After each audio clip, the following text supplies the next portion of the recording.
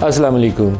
कश्मीर की सूरत हाल की तरफ देखें तो परेशानी होती है। बलूचिस्तान और केपी में जब हालात ख़राब होना शुरू हुए तो इब्तदाई दिनों में कुछ ऐसे ही मामला बाज़ इलाकों के अंदर हमें नज़र आते थे। फिर आहिस्ता आहिस्ता कुछ ऐसा बिल्डअप बना कि जो पाकिस्तान की दुश्मन क़ुव्वतें हैं उनको अंदर नकब लगाने का मौका मिल गया। हालात पैदा करने में हमारा अमल दखल बहुत ज़्यादा था। ये जब केपी में या बलूचिस्तान में बहुत ज़्यादा ये जो जहादी ग्रुप काम कर रहे थे, अफ़गान सारे आके ये कोयटा में बैठे होते थे, ये कंधारी शूरा जिसको कहते थे, सारे इधर बैठे होते थे। केपी के अंदर ये जितने जहादी ग्रुप्स थे ये हम इनको गले लगा के रखते थे, क्योंकि अफ़गानिस्तान के अंदर जहाद था जिसको अमेरिका और वेस्ट फाइनेंस करता था। फिर यही जब दहशतगर्द बन गए तो हमारे लिए दर्द सर बन गए और इसी कौम के बेटों के गले काटने शुरू कर दिए उन्होंने। तो ऐसी किसी तंजीम का पाकिस्तानी सरजमीन पे वजूद होना ही नहीं चाहिए जिसके हाथ में बंदूक हो या कोई बम हो या बारूद की जैकेटें पहन के वो फिरते हो। लेकिन कभी मुड़ के ये देखना चाहिए कि इसकी पैदावार में हमारा अपना कितना अमल दखल है। अगर कभी भी हमने अपनी सेल्फ अकाउंटेबिलिटी की होती ना तो शायद ये दिन मुल्क ना देखता जो आज हम देख रहे हैं। आज़ाद जम्मू एंड कश्मीर के हवाले से भी अभी थोड़ी देर पहले मैं एक प्रेस कॉन्फ्रेंस सुन रहा था जो AJK के 2 ऑफिशल्स कर रहे थे, एक पुलिस वाले और एक उनके सेक्रेटरी इत्तलात। तो वो शायर लुधियानवी के शायद वो शायर हैं, किसके वो मैं उनका शायर का नाम शायद गलत ना कर जाऊँ, जिसमें वो कहते हैं हबीब जालब साहब कहते हैं बोलते जो चंद हैं ये सब ये शायद पसंद है। तो वो वही बेसिकली बात कह रहे थे। वो कह रहे थे कि ये फितनातुल खारिज के पता नहीं कौन सा फितना के लोग जो है ना वो इसमें हमने जो मौजूद है अवाम इनका साथ छोड़ दें। अब रावला कोर्ट के अंदर जो काम शुरू हुआ वो एक प्रोटेस्ट से शुरू हुआ था, जिसको मैं बहुत दफ़ा कहता हूँ कि इसको अच्छे तरीके से हैंडल करने की ज़रूरत थी। मीरपुर के अंदर भी उसकी तंजीम के कुछ लोग आए होंगे, आज एक रेंजर्स का एहलकार उसकी शहादत हुई। तो ये इधर से मारा गया या उधर से हमारा मारा गया, नुकसान तो पाकिस्तान का है ना। हम में से किसी का बेटा है, किसी का बाप है, किसी का भाई है। तो कैपेसिटी टू गवर्न जो रियासत की है ना वो क्वेश्चनेबल है इस वक्त। वो कैपेसिटी ये होनी चाहिए कि आप अपने लोगों को इम्ब्रेस करके हिकमत और दानाई के साथ एक रास्ता निकालें। हर जगह पर डंडा हल नहीं होता और ये एक अफसोसनाक सिचुएशन है कि इस वक्त शायद हुकूमत वक्त के पास यही एक रास्ता मुझे नज़र आता है। और जो इलेक्शन का प्रोसेस है वो भी उसके ऊपर सवालिया निशान है। ख़ुद जो हुकूमत के अंदर बैठी हुई जमातें हैं वो सवालात उठा रही हैं। पीपल्स पार्टी चैलेंज कर रही है कि इंतखाबी अमल साफ शफाफ नहीं था और माजी करीब में होने वाले जितने भी पाकिस्तान में इंतखाबात हैं शायद कोई एक भी ऐसा इंतखाब नहीं हो पाया कि जिसकी शफाफियत के ऊपर किसी को एतराज़ ना हो। तो कुछ ऐसा करने की ज़रूरत है कि इस कौम को मज़ीद हिस्सों में बांटने की बजाय कुछ इकट्ठा करने के लिए भी हम कर लें। कौम अगर इकट्ठी होगी तो बहुत बड़े बड़े चैलेंज जो है उसका मुकाबला किया जा सकता है। और उसकी रिसेंट पास में मिसाल जो थी मार्का हक थी, बहुत बड़ा दुश्मन हमलावर हुआ था तो अल्लाह ताला ने पाकिस्तान को बेमिसाल कामयाबी दी। ऐसी कामयाबी कि पाकिस्तान को दावा करना ही नहीं पड़ा, पूरी दुनिया ने खुद मान लिया कि पाकिस्तान को अल्लाह ताला ने कितनी बड़ी कामयाबी दी। और कौम सारी यकजा थी। तो इस यकजहती के लिए कुछ कर लें तो नुकसान नहीं है। सिर्फ थोड़ी सी अक्ल, हिकमत और दानाई इस्तेमाल करनी पड़ेगी, दिल बड़ा करना पड़ेगा। बिलावल भुट्टो ने आज जो तकरीर की उसके अंदर उन्होंने रियासत को बार बार तकरार के साथ इस्तेमाल किया, लफ्ज़ रियासत। तो रियासत हमारे यहाँ इस्टेब्लिशमेंट को कहा जाता है। जब हुकूमत को तो आपने जो कुछ कहना होता है सीधा नाम लेके कहते हैं, आप नून लीग ने ये किया, नून लीग ने ये किया, शहबाज शरीफ ने ये किया। तो लेकिन उससे हट के अगर आपने इस्टेब्लिशमेंट की तरफ कुछ कहना हो तो फिर या लफ्ज़ इस्टेब्लिशमेंट इस्तेमाल करते हैं या लफ्ज़ रियासत इस्तेमाल करते हैं। तो बिलावल भुट्टो आज क्या कहना चाह रहे हैं, उन्हीं की ज़ुबानी सुनिए कि यार क्यों कह रहे हैं। रियासत पाकिस्तान ने यह फैसला करना है कि क्या हमारे लिए कौमी मफाद ज्यादा अहम है या नून लीग का मफाद ज्यादा अहम है। लग ऐसे रहा है कि रियासत का हर फैसला कौमी मफाद को तरजीह देने के बजाय नून लीग को मफाद को तरजीह दे रहे हैं। और अब हम खामोश होके ये तमाशा नहीं देख सकते हैं। नून लीग के मफाद में हम किसी के साथ खड़े होने के लिए तैयार नहीं। नून लीग के मफाद के नाम पे पाकिस्तान का क्या हशर हुआ। क्या आप समझते हो कि तमाम सियासी जमातें बेवकूफ हैं। हम कौमी मफाद में खामोश थे, पुरअमन रहते हैं, पुरअमन रहना चाहते हैं। वरना मैं भी सदर जरदारी का बेटा हूँ। मीर शाहनवाज भुट्टो और मीर मुर्तजा भुट्टो का भांजा हूँ। मुझे मजबूर ना करे कि पीपल्स पार्टी भी एतमाद उठ जाए। इनका वो दूसरा हिस्सा भी सुनाएं जिसमें वो रियासत को बार बार पुकारें। रियासत पाकिस्तान, रियासत पाकिस्तान, रियासत पाकिस्तान, रियासत पाकिस्तान। डॉक्टर तारिक साहब, ये आपको प्रोग्राम में वेलकम करते हैं डॉक्टर तारिक फजल चौधरी साहब। जो कश्मीर की सूरत हाल है, मुझे थोड़ी सी फिक्र हो रही है, टू बी वेरी ऑनेस्ट। आप लोगों को इलेक्शन लड़ना चाहिए भरपूर तरीके से, उसमें गर्मजोशी भी होनी चाहिए, सियासी माहौल भी होना चाहिए, लेकिन जहाँ गोली वोली आ जाए तो वो फिर तशवीश होनी चाहिए। और हमने भुगता भी है बलूचिस्तान और KP के अंदर, और अब जगह में ये सूरत हाल देख के तो लम्हा फिक्रिया। मलिक साहब, ये जो सूरत हाल जिसका आप जिक्र कर रहे हैं, ये बिल्कुल दो अलग अलग चीज़ें हैं। पहली बात तो ये है कि इलेक्शन जो आज जम्मू कश्मीर में होने जा रहे हैं, उसका पहला मरला जो है जो मुकम्मल हुआ है कल, वो मीरपुर डिवीज़न का था और उसमें 13 हलकों में कल पोलिंग हुई है। और 13 हलकों की पोलिंग में सिर्फ एक हलके में फायरिंग का एक वाक़या हुआ है, और वो भी 2 ऐसी पार्टीज़ के दरमियान हुआ है जिनमें पुरानी दुश्मनी चल रही थी। इंसिडेंट तो कल रावलाकोट में भी हुआ है। नहीं, मैं अर्ज़ करता हूँ, रावलाकोट में कोई इलेक्शन नहीं था। मैं आपको वाक़या हुआ है कि नहीं हुआ जी? मैं आपको बता रहा हूँ, दो अलग अलग चीज़ें हैं। इलेक्शन सिर्फ मीरपुर डिवीज़न में हुआ है, ये हमें जानना ज़रूरी है कि वो इलेक्शन बड़े पुरअमन माहौल में हुआ है। सिर्फ एक पोलिंग स्टेशन के ऊपर फायरिंग हुई है जिसमें एक इंसानी जान का नुकसान हुआ, बड़ा अफसोसनाक वाक़या हुआ। उसके अलावा LA6 में 1 या 2 पोलिंग स्टेशन से पोलिंग बूथ पे पोलिंग बक्से उठाए गए, वो भी कैंडिडेट गिरफ्तार हुआ, अभी वो जेल में है। तो जो इलेक्शन है 13 कॉन्स्टिट्यूंसीज़ में, वो पुरअमन था, शफाफ था, उसमें धांधली का कोई इल्ज़ाम नहीं। रावलाकोट में क्या हुआ सर? मेरी बात तो सुनिए। धांधली का इल्ज़ाम तो लगा रहे, और कोई इलेक्शन नहीं हुआ ना, आप दोनों जो मिक्स कर दिया आपने। मैं नाज़रीन को ये अर्ज़ करना चाह रहा हूँ कि रावलाकोट में हुआ क्या सर? सर पहले रावलाकोट कर लेंगे या इलेक्शन? रावलाकोट पहले कर लेते हैं, फिर मैं आप पे इलेक्शन पे दोबारा आ जाते हैं ना, क्योंकि मिक्स ना करें। ये मैं बात आपको बताऊंगा एंड पे कि ये जो रावलाकोट के लोग हैं, ये चंद हज़ार हैं। वोट मीरपुर डिवीजन में कल 6 लाख लोगों ने डाला है, और उन 6 लाख लोगों को ये रावलाकोट वाले रोकना चाह रहे थे। रावलाकोट के चंद हज़ार लोग जो बैठे हैं धरने में, इन्होंने जो टोटल तादाद है वोटर्स की सिर्फ एक डिवीज़न मीरपुर में, वो 14 लाख है। इन्होंने कल उन्हें कॉल दी कि बाइकआउट करें। उनमें से कल वोट डाला है 6.5 लाख। हम 6.5 लाख लोगों की बात सुने जो सियासी अमल का हिस्सा बने हैं कल, या ये चंद हज़ार लोग जो रावलाकोट बैठे हैं इनकी बात सुने, या आप मुझे बताओ। बोलते जो चंद हैं वही सब, ये नहीं, चंद नहीं बोलते। ये 6 लाख लोगों ने जो वोट डाला है वो भी तो बोले हैं ना, वो तो बैलेट के जरिए बोले हैं। 6 लाख ने किसको वोट डाला सर? जिस जमात को मर्जी डाला हो। टोटल वोट जो कास्ट हुआ है ना, वो 6 लाख था। तो मैं अर्ज ये कर रहा हूँ कि 6 लाख लोग। जी, दावा है आपका? दावा नहीं, हकीकत है। जो बैलेट बक्से हैं, जो रिजल्ट है, उसके ऊपर किसको कोई एतराज़ नहीं है। कोई पीपल्स पार्टी ने ये नहीं कहा क्या कहा उन्होंने? वो कहते हैं धांधली है नून लीग की फेवर में, और क्या कह रहे हैं? नहीं सर, वाशगाफ अल्फाज में कह रहे हैं, शक की गुंजाइश भी नहीं छोड़ रहे। बात यह है कि मैं उसको सियासी बात का जवाब सियासी दूंगा, लेकिन अभी मैं फैक्ट के ऊपर हूँ। एक हल्के के ऊपर किसी ने ये नहीं कहा कि कोई जाली वोट डाला है। काउंटिंग में कोई फ़र्क है? ये बात मलिक साहब आती होती है कैंडिडेट से। वहाँ पे 13 हल्के थे, किसी एक कैंडिडेट ने नहीं कहा कि मेरा वोट चोरी हुआ है या वो ठप्पे लगे हैं। उनकी पार्टी का सरबराह कह रहे हैं कि वो कह रहे हैं नून लीग की हक में। पार्टी सरबराह सियासी बयान दे रहे हैं ना, वो रियासत को पका रहे हैं, रियासत को नून लीग का मफाद, वो सियासी बयान है। मैं सियासी बयान का जवाब सियासत से दूंगा, लेकिन वो हवा में तीर है, उनका निशान भी तीर है, हवा में तीर चला रहे हैं। कल कोई मुझे उम्मीदवार चाहिए पाकिस्तान पीपल्स पार्टी का मीरपुर से, जिसने कहा हो कि जाली वोट डाला है, कोई ठप्पा लगा है। मैं मीरपुर में मौजूद था, मैं आज आया हूँ वापस। बिल्कुल कोई ऐसी वहाँ पे ना वारदात हुई है, ना इल्ज़ाम लगा है। अब आ जाते हैं रावलाकोट पे। देखिए, रावलाकोट के जो मैंने आपको कहा है कि 4 हज़ार लोग हैं, इनके साथ हम पिछले साल अक्टूबर में भी बैठे, सितंबर में भी बैठे, इस दफ़ा 30 मई को भी बैठे। मैं भी उस डेलीगेशन का या प्राइम मिनिस्टर की मुकर्रर करदा टीम का हिस्सा था। 12 मरतबा इनके मुतालबात पूरे किए, हाथ जोड़े कि मामलात को बैठ के खुश असलूबी से तय करें। अब इन्होंने अगर ज़िद ठान ली है कि नहीं, हमने पुरतशद्दुद रास्ता ही इख्तियार करना है, और मुतालबा क्या है जी? 12 सीटें। 12 सीटें बंदे मारने से, चाहे वो पुलिस है या रेंजर है, या बंदे मरवाने से, क्या वो ख़त्म हो जाएंगी?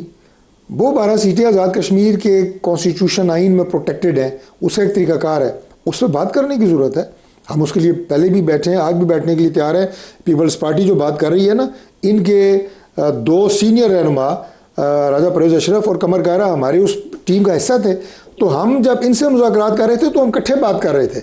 इसमें नून लीग का मफाद या रियासत का मफाद या अवाम का मफाद, वो इस चैप्टर में था नहीं। हम सिर्फ आज़ाद कश्मीर के अमन की बात कर रहे थे। नाज बलोच साहब और अहमद बिलाल महबूब भी हमारे साथ हैं, दोनों को खुशामदीद कहते हैं। बिलावल का वो नून लीग वाला स्टेटमेंट एक दफ़ा ज़रा दोबारा सुना दें, तो फिर नाज से उसका जवाब भी लेते हैं। दिखाइएगा जी।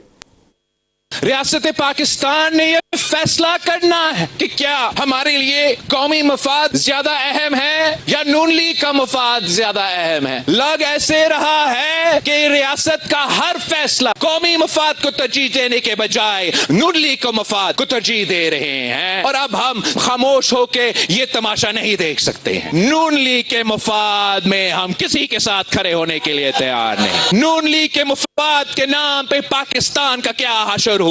क्या आप समझते हो कि तमाम सियासी जमातें बेवकूफ हैं? हम कौमी मफाद में खामोश थे, पुरअमन रहते हैं, पुरअमन रहना चाहते हैं, वरना मैं भी सदर जरदारी का बेटा हूँ। मीर शाहनवाज भुट्टो और मीर मुर्तजा भुट्टो का भांजा हूँ। मुझे मजबूर ना करे कि पीपल्स पार्टी भी एतमाद उठ जाए।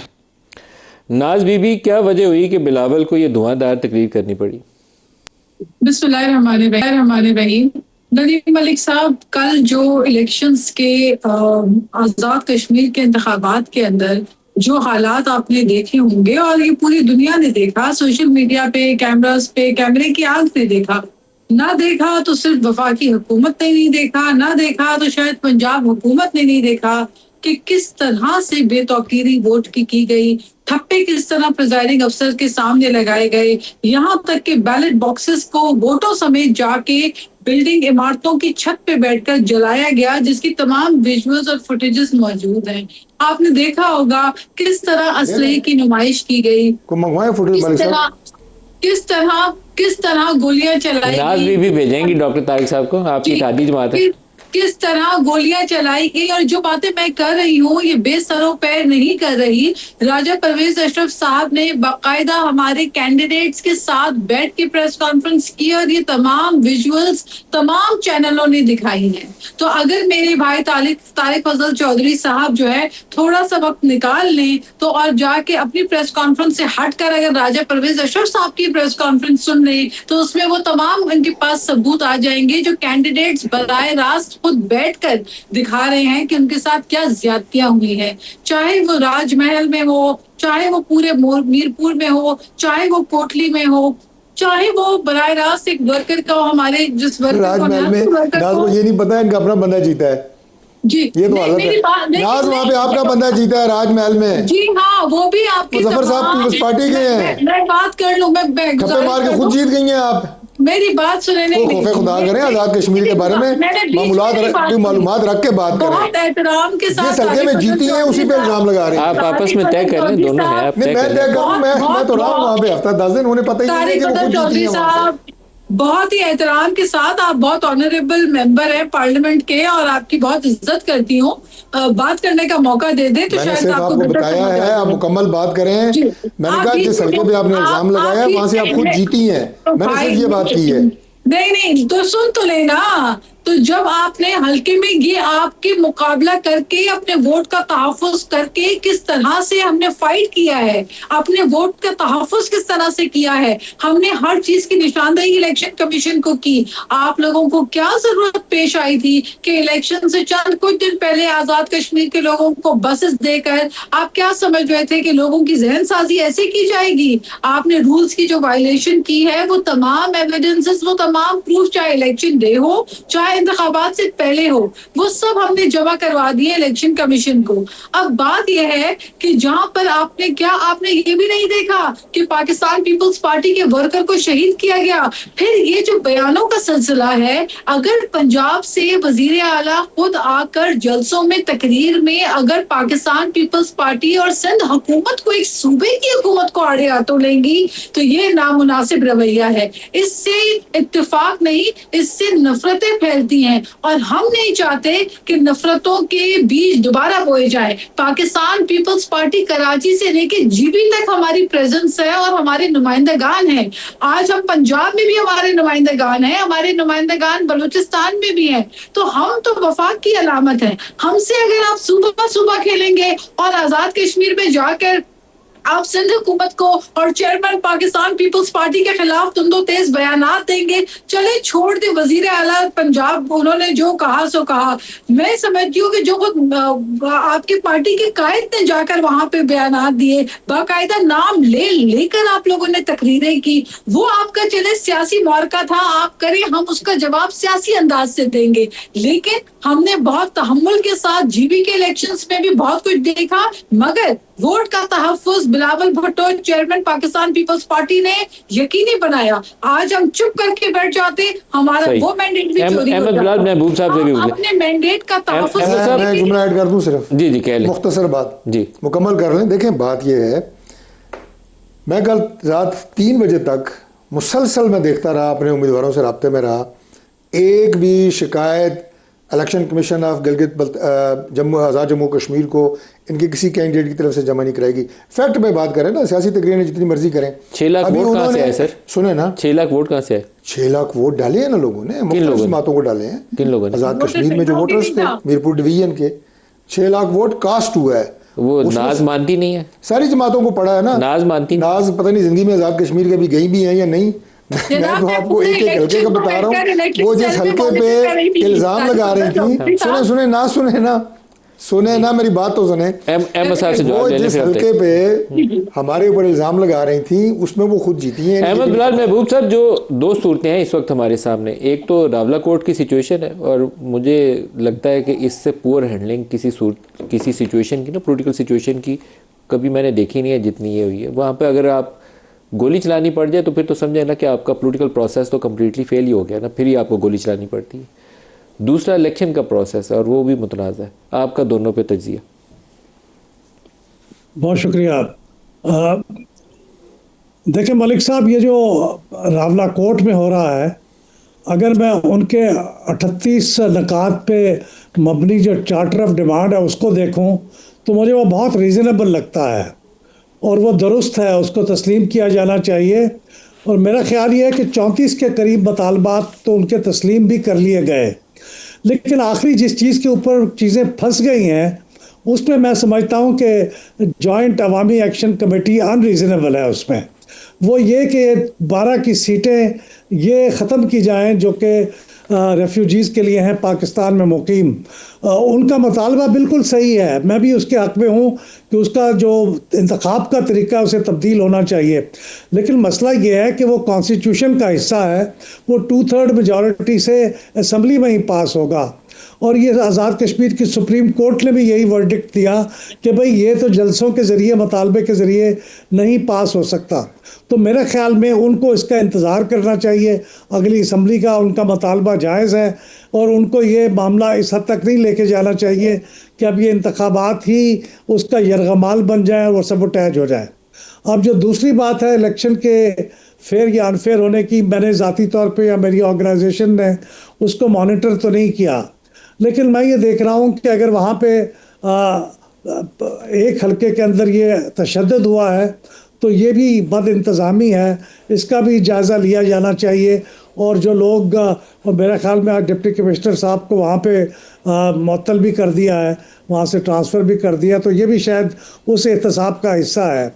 लेकिन बाय एंड लार्ज अगर ये तारिक फजल चौधरी साहब ने जो फरमाई है तादाद, अगर वाकई 6 लाख वोट वहाँ कास्ट हुए हैं तो इसका मतलब को 43-44% के करीब वोटर टर्नआउट है। वो पिछले इलेक्शन के मुकाबले में तो बहुत कम है जब 61% था, लेकिन फिर भी ये एक रीज़नेबल वोटर टर्नआउट है जो पाकिस्तान के वोटर टर्नआउट से मैच करता है। तो अगर उसके अंदर 9 लोग PMLN के जीते हैं और 4 लोग PPP के जीते हैं, तो मेरे ख्याल में ये इस बात की निशानदेही तो नहीं करता लाजमी तौर पे कि वहाँ पे रिगिंग हुई है, ख़ास तौर पे जबकि केयर टेकर गवर्नमेंट भी पीपल्स पार्टी की थी। तो मैं ये जानना चाहूँगा कि किन लोगों ने रिगिंग की है। हुकूमत भी पीपल्स पार्टी की थी और इलेक्शन कमीशन आज़ाद कश्मीर का था, तो फिर ये किसने रिगिंग की है। लेकिन मैं बिलावल भुट्टो साहब का जो बयान नाज बीबी रोशनी डाल सकती हैं इसके ऊपर, नाज बीबी, लेकिन बिलावल आप इसके ऊपर रोशनी डालें। ने जो फरमाया ना जी, वो उस पर मुझे तशवीश है, क्योंकि उन्होंने रियासत के बारे में जो कुछ कहा कि वो PMLN का साथ दे रही है, ये बहुत मैं समझता हूँ बड़ा इल्ज़ाम है, बहुत सीरियस इल्ज़ाम है। और मेरा ख्याल इस पे उन्हें गौर करना चाहिए। हो सकता है उनकी हिकमत अमली का हिस्सा हो कि अगले इलेक्शन में ज़रा दबाव बढ़ाया जाए, लेकिन मेरे ख्याल में इस किस्म के टैक्टिक्स जो हैं ये लॉन्ग टर्म पाकिस्तान के लिए, कश्मीर के लिए, रियासत के लिए, सबके लिए बहुत नुकसानदेह होंगे। नवाज बीबी आप इसका जवाब देंगी? पहले नवाज बीबी का जवाब ले लें। जी बिल्कुल मैं जवाब नहीं, ये रियासत वाली बात का जवाब ले लें। जी नवाज बीबी। देखिए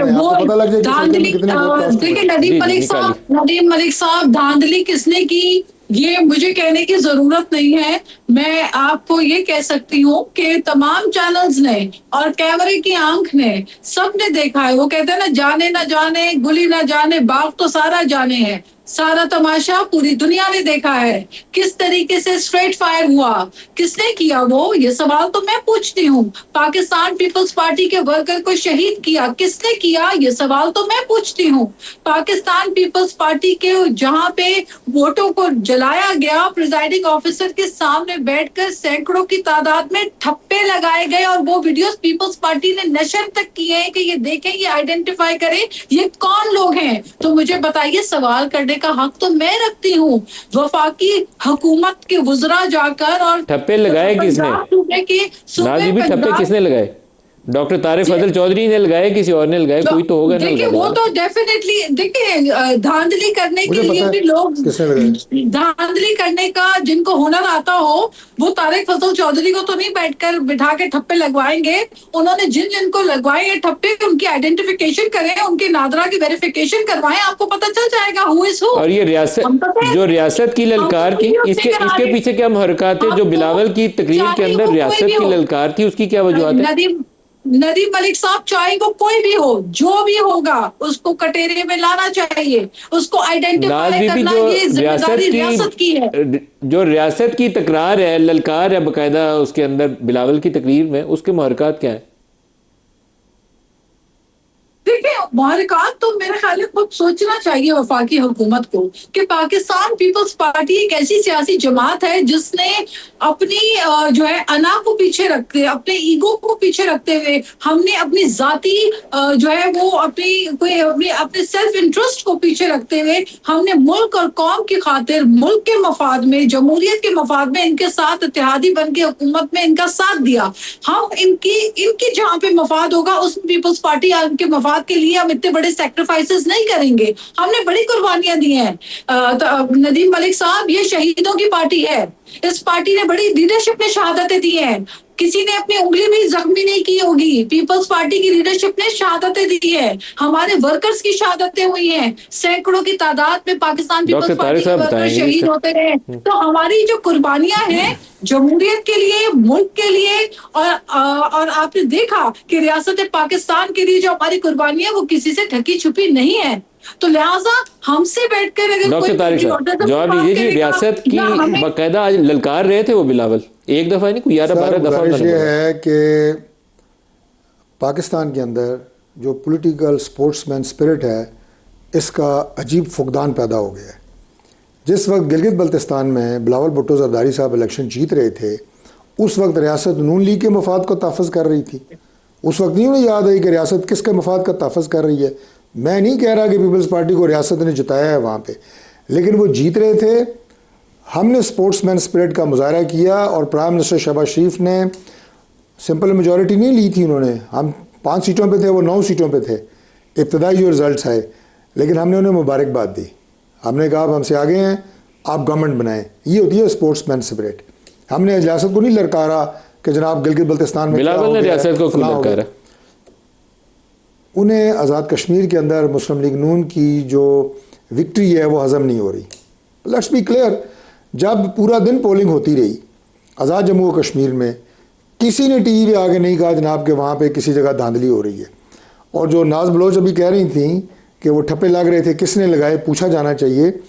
पूछा जाना तो आपसे चाहिए कि वहाँ गवर्नमेंट आपकी है। एक तो ये भूल जाते हैं पाकिस्तान पीपल्स पार्टी वाले कि वहाँ पे प्राइम मिनिस्टर फैसल राठौर इनके हैं, सारे डिप्टी कमिश्नर फैसल राठौर साहब के लगाए हुए हैं। अच्छा, कमिश्नर, उनके असिस्टेंट कमिश्नर, पटवारी, वो सारे इनके लगाए हुए हैं। एसपी, एसएसपी, डीआईजी, एसएचओज इनके लगाए हुए हैं। तो ठप्पे अगर किसी ने लगाए हैं तो इन्होंने लगाए हैं ना, ठप्पे किसने लगाए हैं फिर? आप ये दोनों जवाब आपस है। में तय कर लें, क्या तो आप ही नहीं दोनों नहीं, मैं नहीं कह रहा ठप्पे लगे हैं, मैं तो ये कह रहा हूँ नहीं लगे। मैं तो आपको बता रहा हूँ, मैं तो उस इलेक्शन को अपनी पार्टी की तरफ से बिल्कुल मॉनिटर करता रहा हूँ, कोई ठप्पा नहीं लगा। इन्हें शाम तक किसी ने इल्ज़ाम नहीं लगाया। जब रिजल्ट आया और नून लीग 9 सीटें जीत गई, सुबह इन्होंने सोचा ओहो अब क्या करें, नहीं, इन्होंने कहा ओह धांधली होगी। ये है सारा सियासी बयानिया, कोई हकीकत नहीं है। एक हल्का 6 स्मानी चौधरी रजाक जीता है, वहाँ से नून लीग का अलीशान सोनी IPP का दूसरे नंबर पे है।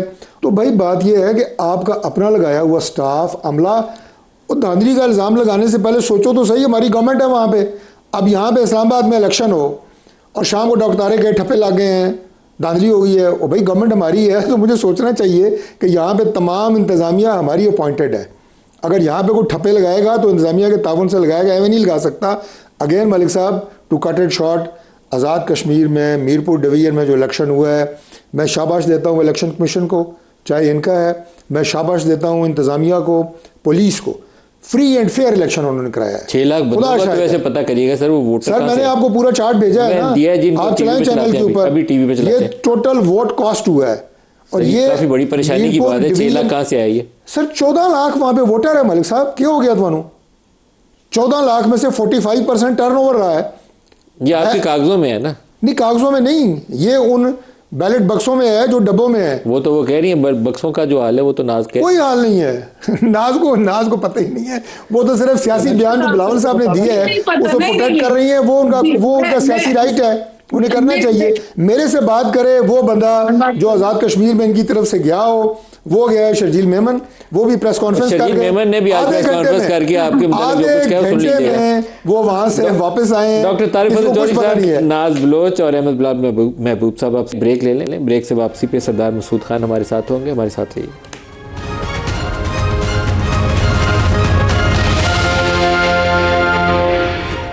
Welcome back. पाकिस्तान के नामवर फर्द सरदार मसूद खान हमारे साथ हैं। सर आपका बहुत शुक्रिया, आप हमें ज्वाइन कर रहे हैं। कुवैत और पाकिस्तान के दरमियान एक दफ़ाई तावन का माहिदा तय पाया था जून 2023 में। उसको अब उन्होंने ऑफिशियली नोटिफाई कर दिया, शाही फरमान जारी हुआ है जिसके तहत उस माहदे की अमली शक्ल जो है वो हो गई है, और उनके वज़ीर ख़ारजा भी 28 और 29 तारीख को पाकिस्तान आ रहे हैं। ट्रेनिंग शामिल है, इंटेलिजेंस शेयरिंग है, लॉजिस्टिकल सपोर्ट है, इसके अलावा दीगर जो तहकीकाती अमल है उसके अंदर ताउन है। तो सर एक स्टेज वो थी कि कुवैत पाकिस्तान को वीज़े देने से भी गुरेज कर रहा था, बड़े अजीब व गरीब ताल्लुकात की नोयत थी। हालांकि हमारे माजी में बहुत अच्छे ताल्लुकात थे, लेकिन अब रिसेंट ईयर्स के अंदर पाकिस्तानियों को वो वीज़ा भी इशू नहीं थे करते, और अब उन्होंने दफ़ाई ताउन का एक बड़ा लंबा चौड़ा अच्छा माहिदा है जिसकी तौसीक कर दी है। आपका इसके ऊपर तज्जिया क्या है? सऊदी अरब के साथ जो हमारा म्यूचुअल डिफेंस एग्रीमेंट हुआ था उसने एक प्रेसिडेंट सेट किया है, और दूसरी खलीजी रियासती में इसके बारे में सोच रहे हैं। बिलखुसूस कतर, कुवैत का जिक्र आया, और उसके बाद तुर्की और मिस्र भी ऐसा सोच रहे हैं। खैर वो 2 गैर खलीजी रियासतें हैं। तो ये एक रुझान बढ़ रहा है क्योंकि कुवैत के ऊपर इस वक्त ताबड़तोड़ हमले हुए ईरान की तरफ से, कुवैत, बहरीन और जॉर्डन के ऊपर। कुवैत के बारे में ईरान ने ये इल्ज़ाम लगाया है कि उसने दरपर्दा कुछ इस किस्म के ऑपरेशंस भी किए हैं जिससे इसके असला बारूद को और उनके ज़खायर को नुकसान पहुँचाया जाए। हालांकि वो it's a host to American basis, और वहाँ जो है मेरा ख्याल बहुत बड़ी तादाद में अमरीकी फ़ौजी मौजूद हैं और उनके आर्सनल्स मौजूद हैं। तो इस वजह से उन्होंने जो है पोस्ट वॉर अपने आप को गैर महसूस किया है, और वो चाहते हैं कि पाकिस्तान के करीब आएँ।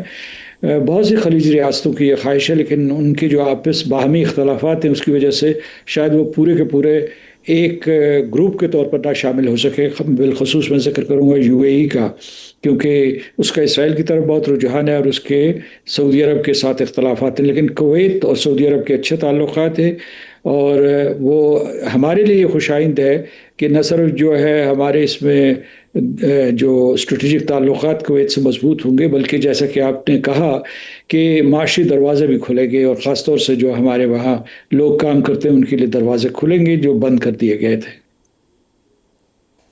सर अफरादी कुव्वत किसी ज़माने में कुवैत में बहुत जाया करती थी, लेकिन पिछले 4-5 सालों में उनका रुझान कुछ इंडिया की तरफ बहुत ज़्यादा हो गया था, और पाकिस्तानियों के तो वीज़े ही बंद थे। तो मुझे तो अब काफ़ी कभी उम्मीद है कि हुकूमत इसके ऊपर बाकायदा कोशिश करेगी कि जहाँ दफ़ाई ताउन करना है तो वहाँ वर्कर्स जो हमारी मैन पावर एक्सपोर्ट थी उसका रास्ता भी खोलें। वो ज़रूर ऐसा करेंगे। और दूसरा मैं ये समझता हूँ कि ये उनकी भी ज़रूरत है। ये मैं एक तारीफ़ करना चाहूँगा कुवैत की, उसने हमेशा जो है मसला कश्मीर के सिलसिले में न सिर्फ हुकूमत ने बल्कि उनके शहरियों ने भी हमारी मदद की है, और दूसरे मामलात के सिलसिले में पाकिस्तान के साथ खड़े रहे हैं, ऑर्गेनाइजेशन ऑफ इस्लामिक कोऑपरेशन में भी। तो उनका इस तरीके से पहले ख्वाहिश करना, फिर जो है उस माहिदे की तौसीक़ करना, उसको पब्लिसाइज़ करना, ये बहुत ही सारे के सारे खुश आइंद स्टेप्स हैं। और मेरा ख़्याल है कि इसे हमें ये देखना चाहिए कि ऐसे देखना चाहिए कि इसके बाद भी जो है और खलीजी रियासतों के साथ हमारे दरवाज़े खुलेंगे, और हमारी अफरादी क़ुव्वत न सिर्फ वो लोग जो लेबर के लिए जाते हैं वहाँ, बल्कि जो हमारी अब जो बहुत ज़्यादा ह्यूमन कैपिटल का इजाफा हुआ है, और वहाँ भी उनकी खपत हो सकेगी। सर, जो अमेरिका और ईरान के मामलात हैं उसके ऊपर भी अगर आपकी तरफ से थोड़ी सी राय मिल जाए। जो ट्रंप के रीसेंट स्टेटमेंट्स हैं, थोड़ा सा पॉज है वहाँ पर स्ट्राइक्स के ऊपर, और ख़बर यही चल रही थी कि उनके स्टॉक पाइल्स जो हैं डिप्लीट हो रहे हैं, ख़ासतौर पर जो इंटरसेप्टर्स हैं, जो उनके ड्रोन्स और ईरानियन ड्रोन्स और मिसाइल को गिराने के लिए, वहाँ पर कमी अब तशवीशनाक हद तक जा चुकी है, और स्ट्राइक्स भी रुकी हैं 2-3 रोज़ से। तो कोई दोबारा विंडो ओपन हो सकती है, कोई चांस है आपकी नज़र? तेल के ज़खायर भी उनके बहुत कम हुए हैं, और उसके बाद असला बारूद को बहुत नुकसान पहुंचा है। आपने देखा होगा पिछले दिनों कांग्रेस में डिफेंस सेक्रेटरी ने एक तजवीज़ दी थी कि उनको $67 बिलियन इजाफी दिए जाएं। उसके अलावा जो वो कहते हैं कि 37.5 बिलियन पहले से यानी डॉलर्स खर्च हो चुके हैं इस जंग के दौरान। मेरा ख्याल है कि ये तखमीना भी मोहतात है, इससे बहुत ज़्यादा उनके पैसे खर्च हुए हैं और बहुत असलाह की तबाही हुई है। जो उनके लिए सबसे बड़ा दबाव इस वक्त आ रहा है वो ये है कि उनके मोस्ट सोफिस्टिकेटेड, मोस्ट एक्सपेंसिव जो वेपन्स हैं, वेपन सिस्टम्स हैं, उनको इनके बहुत ही कम कीमती जो प्लेटफॉर्म्स हैं लाइक ड्रोन्स एंड मिसाइल्स जो है उन्हें तबाह बर्बाद कर दिया है। इस तरीके से अमेरिका को बहुत नुकसान पहुंचा है, उनकी बेसिस को बहुत नुकसान पहुंचा है। और दूसरे ये है कि सेंटकॉम का ये तजिया है, ब्रैड कूपर जो उनके सरबराह हैं, उनका ये तजिया है कि जो अहदाफ आपने हासिल करने थे इनके जो ईरान के साहिली इलाक़ों में बमबारी के ज़रिए, वो आप हासिल कर चुके हैं, इससे आगे बमबारी नहीं करनी चाहिए। इसी वजह से एक पॉज आया है। दूसरा ये है कि मुतवाज़ी सतह पे ओमान और ईरान की जो है एक प्रोसेस चल रही है कि आबना हरमुज़ को 3 हिस्सों में तकसीम कर दिया जाए। एक इंटरनेशनल राहदारी, एक शुमाल की तरफ ईरान के साथ जुड़ी हुई जो राहदारी, जुड़ी हुई जो स्ट्रेट है उसकी राहदारी, और एक ओमान से मुत्तसिल राहदारी। तो इस तरीके से यानी ओमान का ये कहना है या उसने ये तासुर दिया है कि इस तरीके से ये है कि न सिर्फ ओमान और ईरान जो है उसकी गवर्नेंस का हिस्सा होंगे, बल्कि साथ साथ जो सारी खलीजी रियासतें भी इसमें शामिल हो जाएंगी। इसकी थोड़ी सी कोई जो है एक नज़ीर या प्रेसिडेंट जो है वो स्ट्रेट ऑफ मलक्का में मिलता है। वहाँ कुछ चार्ज किया जाता है, not toll tax as such या टोल सिस्टम नहीं, टोल बूथ नहीं है, लेकिन वहाँ ये है कि फ़र्ज़ कीजिए कि इन्वायरमेंटल प्रोटेक्शन के लिए या फ्रीडम ऑफ नेविगेशन को इंश्योर करने के लिए इसके लिए कुछ फ़ीस चार्ज की जाती हैं। तो ये एक रास्ता है। अमेरिका पर उम्मीद होगा कि अगर ये हो जाए तो उससे उसे जंग ख़त्म करने का एक जवाज़ मिल जाएगा, या उसके जो जंगबंदी है इसको तवालत देने के लिए उसे जो है एक बुनियाद मिल जाएगी। उसके अलावा ये कि ईरान की तरफ से मुतालबा आया है आज ही कि अगर बफर्ज़ महाल, उन्होंने अभी कमिट नहीं किया, कि अगर ये फार्मूला तय हो जाता है यानी खलीजी रियासतों और ईरान के दरमियान, तो फिर वो चाहेंगे कि अमेरिका अपना बहरी मुहासरा फिलफौर ख़त्म करे। तो आसार ये हैं कि जंग ख़त्म करना चाहता है, ईरान भी ख़त्म करना चाहता है, अमेरिका भी ख़त्म करना चाहता है। पाकिस्तान और कतर की ये कोशिश है कि दोबारा ये मुज़ाकरात की तरफ लौटें और मफाहमती यादाश्त को फिर से बुनियाद। सरदार मसूद खान साहब, बहुत शुक्रिया, आपने हमें ज्वाइन, इजाज़त दी दीजिए। अल्लाह हाफ़िज़।